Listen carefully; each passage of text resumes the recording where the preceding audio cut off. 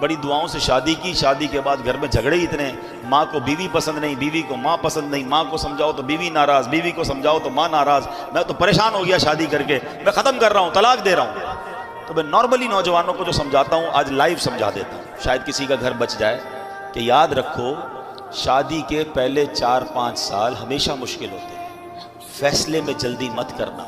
جن کی شادی کو 25-30 سال ہو گئے نا ان سے پوچھو، ان کی شادی کے بھی پہلے 5 سال ایسے ہی گزرے تھے۔ سب کے گھر میں لڑائی جھگڑے چھوٹے موٹے شروع میں ہوتے ہی ہیں، اس کی وجہ ہے ایک نیا مہمان گھر میں آیا ہے، جناب وہ سب کو سمجھ نہیں آ رہا ہے، اس کا مزاج الگ ہے، گھر والوں کا مزاج الگ ہے، تھوڑا ٹائم لگتا ہے ایک دوسرے کے مزاج سمجھنے میں۔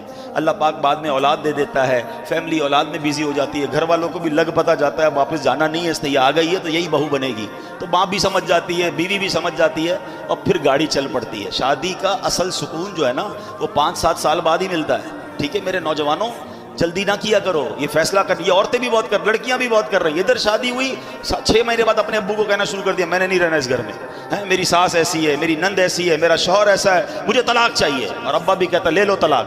اللہ کے بندوں، طلاق کے بعد عورت ہی پھنستی ہے، اس بیچاری کو دوبارہ رشتہ اتنا آسانی سے نہیں ملتا، اس کو بعد میں اپنے گھر میں بھی لوگ اجنبی سمجھتے ہیں۔ پتہ نہیں کیوں نہیں سمجھ رہی ہیں میری بہنیں، 2 بچے لے کر چلی گئی گھر میں کہ میں طلاق لے کر جاؤں گی، میرا ابا مجھے رکھے گا۔ ابو کب تک رکھے گا؟ ابو کا انتقال ہو گیا، پھر تمہیں کیا تمہارے بھائی سنبھالیں گے جن کی اپنی شادیاں ہو گئی ہیں؟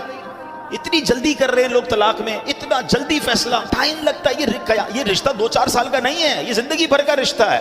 اللہ کرے یہ جنتوں تک کا رشتہ بن جائے۔ ہر وقت فیصلہ کرنا ہے کہ ابھی ختم کرو، ابھی فیصلہ کرو، ابھی طلاق دو۔